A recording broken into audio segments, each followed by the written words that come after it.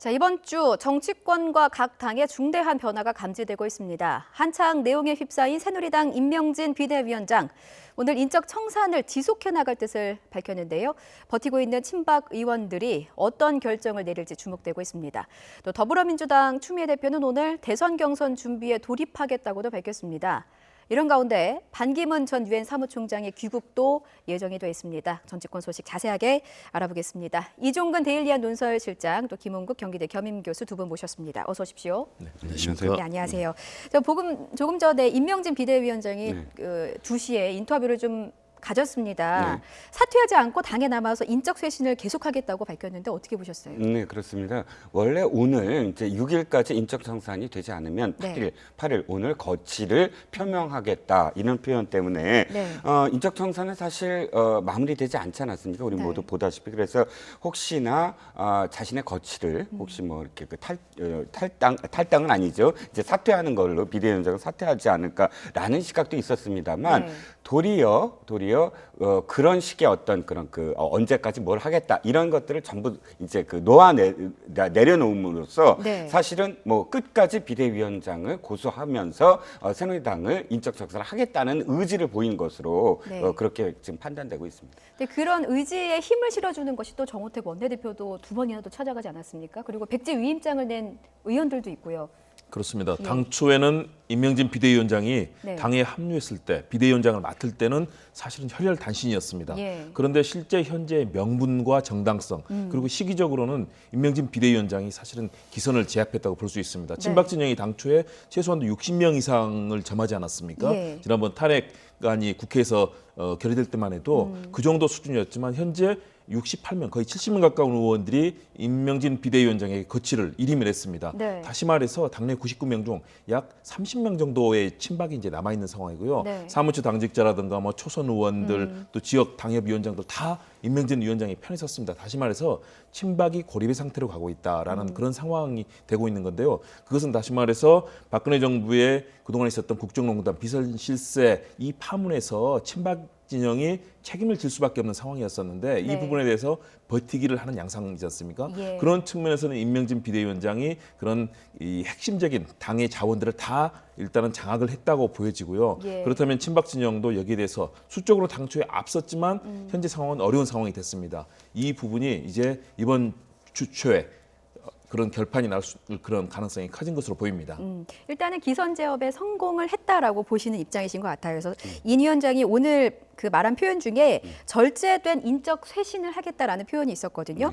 여기저기 칼질하지 않고 필요한 부분만 수술을 하겠다. 자, 이 절제된 인적 쇄신이라는 표현을 두고 과연 누구를 겨냥한 것이냐라는 좀 분석이 좀 나오고 있는데 어떻게 보세요? 그렇습니다. 사실은 김 교수님 말씀과는 저는 약간 좀 생각이 다른데 사실 지금 이 친박 의원들 중에서도 68명, 그러니까 백지 위임을 한 그런 친박 중에 친박 의원들도 많습니다. 이를테면 홍문종 의원, 제일 먼저 사실 백지 위임을 입장을 냈거든요. 그런데 나머지 30명이 그럼 친박들이냐 하는 의견에 대해서는 약간 시각이 다른 게 지금 12일 반기문 총장이 지금 귀국하는 것으로 일정이 돼 있거든요. 그래서 사실상 지금 그 새누리당에 남아있는 중도와 또는 충청 의원들 일부가 지금 백지위원장을 안 내고 있어요.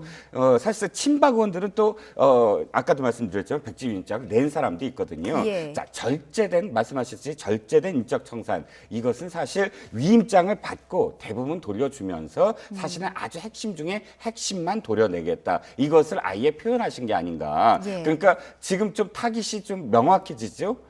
예를 들자면 서청원 의원, 뭐 최경원 의원 플러스 알파. 그런데 아주 소수일 것이다라고 확실하게 이제 천명을 함으로써 친박 의원들의 동요를 좀 막겠다. 뭐 이런 뜻으로 보여집니다. 그러니까 또다시 탈당을 사실상 원조 친박계를 겨냥해서 사실상의 탈당을 다시 한번 권유한 건데 어떻게 보세요, 교수님께서는? 탈당으로 이어질까요? 바로 탈당으로 이어지는 않을 것으로 보입니다. 왜냐하면 힘겨루기가 이어질 수밖에 없고요. 그런 측면에서 서청원 위원장은 만일의 경우 이런 힘겨루기 끝에 더군다나 극단적인 언어가 임명진 비대위원장과 오간 끝에 네. 탈당을 할 경우에는 사실상 이제 정치 생명이 사실상 거의 끝날 수밖에 없는 그런 위기 상황에 놓여 있지 않습니까? 네. 그런 측면에서 바로 탈당은 결행하지 않을 텐데 예. 일단은 임명진 위원장이 11일이라는 시한을 뒀습니다. 다시 한번 시한을 둔 건데요. 대토론을 열겠다. 그래서 이 당의 핵심적인 국회의원들, 당협위원장 그리고 사무처 직원들까지 다 하는 그런 자리를 만들어서 네. 계속해서 압박하는 그런 모양새를 갖고 있습니다. 저는 그래서 사실 며칠 더 걸릴 것으로 보입니다. 그리고 방금 실장님 말씀하신 것처럼 저도 거기에는 공감을 합니다. 결국은 친박을 다 몰아내겠다는 것이 아니라 꼭 책임을 져야 할, 다시 말해서 새누리당이 보수 정당으로서 다시 이 기치를 만들 수 있는 그런 상황을 만들기 위해서는 네. 결국은 핵심적인 그동안에 이 문제가 있었던 핵심적인 의원들, 소위 말해서 친박 팔적이라고 해서 이제 비박 진영이 탈당을 하면서 얘기했던 예. 8명이 있습니다. 예. 그 8명도 전체는 아니고요. 저는 방금 전에 얘기처럼 이정현 전 대표 그리고 서청원 의원과 최경환 의원 플러스 몇 사람의 알파가 될 텐데요. 과연 네. 어느 수준까지 책임을 지고 당을 정비해야 될 것이냐. 만일의 경우 당이 정말 이런 풍비박산이 나는 상황이 된다면 임명진 비대위원장도 원하는 것이 아니고 새누리당의 친박계도 비박계도 원하는 상황은 아닐 거라고 봅니다. 그렇기 때문에 저는 여기서 일정한 수습 단계로 그래서 11일 대토론회와 그 전후로 해서 당의 상황이 변화가 될 거라고 봅니다. 그러니까 11일에 열릴 예정인 임명진 위원장이 열겠다고 했던 대토론회가 고비일 것이다 이렇게 보시는군요. 그렇습니다. 어떻게 보십니까? 그런데 그 대토론회가 사실 제가 그 계속 그러니까 말씀을 이렇게 좀 분석을 해보면 예. 스스로 나서라 이렇게 얘기하거든요. 스스로 그 내가 무엇을 잘못했다는 걸 얘기하고 예. 스스로 그래서 행동을 해라. 자기는 그걸 지시하지 않겠다. 그러니까 자기가 칼을 도려내는 게 아니라 이거는 뭐라 할까요? 좀 자비판 같은 어떤 느낌이에요. 예. 그러니까 그런 어떤 형식이 과연 얼만큼 정말 임명진 비대위원장이 말씀하셨듯이 자발적으로 이루어질 수 있을까 하는 게 약간 좀 의문이 남아요. 그건 어느 정도 기획되지 않으면 사실 뭐 누가 나서서 난 무슨 잘못했으니까 나는 탈당하겠습니다. 나는 얼만큼 잘못을 안 했으므로 나는 남겠습니다. 그 기준이 스스로 한다는 건 굉장히 어렵지 않겠습니까? 예. 그러니까 지금 어느 정도 서청원 의원이 표현하는 부분 중에서 일견 제가 조금 이 동감이 가는 게 예. 이건 너무 뭐랄까 몰아붙이고 너무 인위적으로 한다. 그러니까 좀 더 인민몰이식 여론몰이다 그렇죠. 이렇게 표현을 그 했는데요. 표현이 인민 여론식이다라는 게 바로 그런 표현이거든요. 예. 차라리 기준을 만들고 그 기준이 어디서부터 어디까지다라고 스스로 나서면 거기에 대해서 이제 찬반이 붙을 텐데 임명진 위원장은 처음부터 끝까지 이겁니다. 백지위임도 사실 강요하지 않았다. 스스로 전부 다 나섰다. 68명이. 그리고 토론회에서도 자기 잘못을 스스로 밝혀라. 이건데 저는 우리나라 정당에서 그렇게 잘못을 모두 다 한 100여 명 지금 100여 명 넘게 지금 아마 모일 겁니다. 원외 위원장까지 다 합치면 예. 그러면 한 뭐 150여 명이 가까이 모여서 내가 먼저 나서겠습니다. 내가 무엇을 잘못했습니다. 그러므로 나는 탈당하겠습니다. 이렇게 서로 나서서 이렇게 이야기할 수 있는 그런 분위기가 조성이 될까? 그건 좀 의문시됩니다. 예. 그런- 말씀하시죠. 그런 측면에서 예.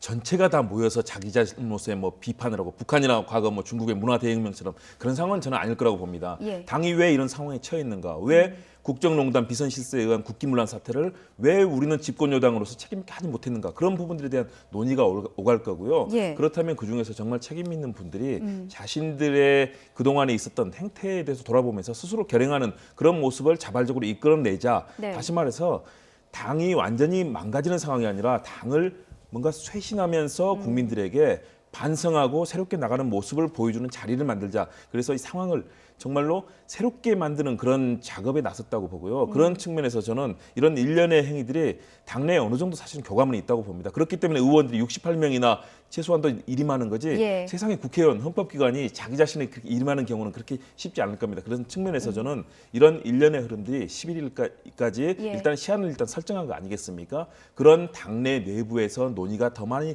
나오게 되고 그런 토론들이 치열해진다면 저는 그런 돌파구가 열릴 거라고 보는 거죠. 예, 알겠습니다. 자, 새누리당 내용과 관련해서 하나만 더 여쭐게요. 내일 상임 정국위가 열릴 것으로 보십니까? 계속 열겠다라고 지금 임명진 위원장이 말씀하셨잖아요. 10번이고 열겠다. 10번이고 예. 열겠다. 그런데 내일 아마도 또다시 무산될 겁니다. 만약 연다면. 예. 지금은 11일까지 11일의 토론회 이후에 그 분위기 때문에 상임 정부가 열리는 어떤 그런 과정이면 모를까. 예. 인위적으로 지금 뭐 원내대표가 만약에 지금 힘을 쓸 수 있다면 그날도 28명을 넘었을 거예요. 그러니까 아마도 토론 지금 말씀하셨듯이 토론회에서의 어떤 분위기냐에 따라서 예. 그 이후에 상임 정국이나 혹은 정국이가 가능하지 않을까 싶습니다. 알겠습니다. 자, 이번에는 저희 반기문 전 사무총장에 관해서도 얘기를 해야 될 것 같아요. 12일, 그러니까 이번 주 목요일에 귀국을 하거든요. 귀국 메시지가 굉장히 궁금합니다. 어떻게 예측하세요? 일단 반기문 전 유엔 사무총장은 예. 그동안에 대통합의 정치를 하겠다. 한국 사회의 그런 민생의 어려움 이런 부분들을 네. 정치권이 갈라지고 정치권이 제 역할을 못한 부분에 대해서 대통합의 정치를 하겠다라는 메시지를 이미 이제 뉴욕에서 던졌습니다. 예. 그런데 들어오면서 사실 스탠스가 많이 달라졌습니다. 과거에는 한국을 방문했을 때 유엔 사무총장 시절에는 도리어 친박계와 의원들과 만나고 또 TK 지역인 안동을 방문하고 새마을 운동을 찬양하는 등 사실은 굉장히 보수적인 행보를 보였습니다. 그런데 예. 귀국해서 하겠다는 첫 일정이 지금 3가지가 나와 있습니다. 예. 먼저 팽목항을 방문해서 세월호 유족을 이루하겠다. 그리고 5.18 광주 국립묘지, 그래서 5.18 민주화 운동에 대해서 본인은 겸허하게 돌아보겠다. 예. 그리고 봉화마을을 방문해서 권양수 교사를 만나겠다. 다시 말해서 그동안에 보여줬던 보수적 행보와 다르게 예. 진보 진영의 가치와 만날 가능성이 상당히 높아졌다. 그래서 저는 반기문 유엔 전 사무총장이 현재 보이고 있는 메시지가 과거와 상당히 달라진 것. 다시 말해서 국내 정치의 달라진 상황에 맞춰서 본인의 정치적인 좌표와 목표를 상당히 다르게 보고 있는 거 아닌가. 그런 측면에서는 보수 진영의 그동안 지지자들은 상당히 혼란스럽게 저는 볼 가능성도 있다고 봅니다. 그래서 네. 이 귀국한 이후에 처음에 내놓는 메시지가 상당히 중요하다고 봅니다. 예. 분명히 한국 사회 현재 문제점, 불평등 그리고 심화되는 양극화 속에서 빈곤의 문제, 여성의 문제 또 이런 문제를 해결하기 위해서 유엔에서의 10년 동안의 소중한 경험을 발휘하겠다라고 할 텐데요. 예. 그 부분이 우리 국내의 어느 지형과 만날 것인가 이 부분을 이제 얘기하실 텐데 그 부분이 사실은 가장 우리가 주목해서 봐야 될 부분이라고 생각합니다. 그 사실상의 큰 틀에서 보면 대선 행보를 시작한 거나 마찬가지가 아니겠습니까? 일단 그렇죠. 귀국하고 나서. 네네, 그렇죠. 그렇다면은 사실 반기문 전 총장이 어느 진영과 손을 잡느냐에 따라서 대선에 굉장히 큰 변수가 될 텐데 그럼요. 어떤 그렇겠습니다. 선택을 하리라고 보십니까? 일단 그 귀국 전에 이미 통합이라는 어떤 말씀을 예. 하신 건 그만큼 여다 야다 기존에 가지고 있던 여당 사람이나 야당 사람이냐 혹은 여당 사람 중에서도 친박이냐 비박이냐 이런 구도를 전부 다 타파하겠다. 예. 누구나 다 나한테 올 수 있는 그런 전체적인 그림을 그리겠다. 이렇게 지금 표현을 하고 계신데 예. 문제는 이건 것 같아요. 선거는 3가지가 필요한데 네. 하나는 인물, 하나는 구도, 하나는 바람. 근데 인물은 자기가 어쨌든 된다고 생각을 하고 예. 계실 테고 구도는 개헌 대 반개헌이라는 구도가 있을 테니까 나머지 하나는 바람입니다. 풍. 그러니까 새로운 어떤 정치에 대한 이 열망, 촛불은 새로운 정치에 대한 열망이다. 예. 라고 이코를 하면서 지금까지 기존에 정치를 했던 사람들은 모두 다 기존 정치인들이고 나는 정치에 사실 새롭게 지금 시작하는 게 아니냐. 그래서 새로운 어떤 바람이다. 이런 바람을 일으키는 그런 메시지를 하시지 않을까 싶어요. 그러면 어느 진영과 먼저 이렇게 손을 잡겠다는 제스처는 취하지 않고. 그건 굉장히 불리하죠. 예. 이미 예. 그러면 자기 그 큰 그림에서 이미 거기서부터 출발하면 예. 여든 야든 이건 여당 아니냐 그럼 여당 사람만 모이게 되고 아니면 비박 아니냐 그러면 그 친박 비박 구도만 모이게 되잖아요. 예. 그림은 굉장히 크게 그려야만 성공 가능성이 더 높아집니다. 자, 그렇게 되면은 사실 조기 대선이 기정사실화 됐기 때문에 그렇게 좀 입장을 밝히는 것을 늦춰지게 되면은 후발주자가 될 가능성이 있지 않겠습니까? 그런 측면에서 볼 때 어느 선 정도가 되면 선택을 해야 될 시점이 오지 않을까요? 그렇죠. 일단은 더불어민주당 추미애 대표가 그 설 연휴 전에 경선 룰을 마련하겠다고 하지 않았습니까? 그렇습니다. 그러나 더불어민주당이 후보로 나가지는 않을 것으로 보이고요. 예. 그런 측면에서 반기문 유엔 사무총 전 총장이 선택할 수 있는 선택지는 친문이나 친박 예. 이 양 진영은 아니라고 봅니다. 그렇다면 그동안 보여왔던 여러 가지 그런 글로벌한 경험들 그리고 예. 국내 정치에서도 통합의 정치를 하기 위해서는 중도 진영에서 저는 출발을 할 거라고 봅니다. 예. 그래서 그 대상이 된다면은 역시 일단 정치적 지역적 기반은 충청권이 되겠지만 예. 그러나 이제 이름을 바꿨죠. 바른정당으로 하겠다. 개혁보수신당 예. 그리고 국민의당 그리고 중도 진영의 의원들 저는 이 부분을 제3지대로 해서 일단은 본인의 이 정치 철학에 대한 얘기들을 내놓을 거고요. 예. 그러나 이후에는 저는 시점이 일단 이 조기 대선, 벚꽃 대선이 된다면 시한이 그렇게 많지 않을 것으로 보입니다. 네. 그래서 저는 한두 달 정도 분명히 본인의 가치에 대한 그리고 그동안 10년 동안 떨어져 있었기 때문에 대한민국 국민들에게 본인의 가치를 설파하면서 저는 한두 달 정도 시간이 걸리라고 봅니다. 예. 그리고 그 이후에는 같이 할 수 있는 핵심적인 정당 그것이 아무래도 이 바른정당, 개혁보수 신당이 될 가능성이 저는 좀 높다고 보고요. 예. 그러나 국민의당 일부 또 중도 지형의 이런 분들과 같이 협의하면서 보수 진영의 사실은 정치인으로 자리매김할 가능성이 높은데요. 그런데 예. 첫 이 방문지 이번 선택을 보니까 반기문 유엔 사무총장의 스탠스가 좀 더 달라지지 않는가 이런 조짐이 보여서 앞으로의 귀국 이후의 행보를 정말 좀 주목을 해야 될 것 같습니다. 예, 실장님도 좀 분석을 듣고 싶은데요. 지지율에 따라 전 다르다고 봐요. 예. 그러니까 지지율이 현재 어떤 지지율을 계속, 그러니까 돌아오면은 예. 이제 정치가 시작되는 거 아닙니까? 지금부터는 책임져야 돼요. 자기가 정치인으로서. 예. 이전의 지지율은 아니 정치도 안 했는데 이 정도 지지율이었다라고 얘기할 수 있지만 예. 그럼 돌아오면서부터의 첫 지지율, 그 주의 지지율이 가장 중요합니다. 만약에 지금의 지지율이 계속 유지된다 정도라면 예. 말씀하셨듯이 선택을 해야 돼요. 그다음 세를 늘려서 지지율을 늘려야 되죠. 예. 그런데 돌아오면서부터 갑자기 지지율이 굉장히 좀 상승하는 큰 폭의 상승을 보였다. 예. 그건 그만큼 기대감이 큰 거잖아요. 예. 반기문 총장에 대한 기대감. 예. 그러니까 자기가 그만큼 지지율이 높으면 사실은 다 따라오게 돼 있습니다. 다 흡수가 가능해요. 더 초조한 건 이쪽이 아니라 사실 이 연대하고자 하는 제 집단이 더 초조해지거든요. 그러니까 저는 이 한 1주에서 2주 동안 반 총장은 누구와 손잡지 않을 것이다. 그때의 어떤 지지율 추이를 볼 것이다. 그래서 지지율 결과에 따라서 사실은 행보를 보일 수밖에 없을 것이다라고 생각합니다. 예, 알겠습니다. 뭐 이번 주 굵직굵직한 변화가 좀 예상이 돼서요. 저희가 지켜볼 필요가 있을 것 같습니다. 지금까지 이종근 대일리안 논설실장 또 김웅국 경기대 겸임교수 두 분과 분석 나눠봤습니다. 고맙습니다.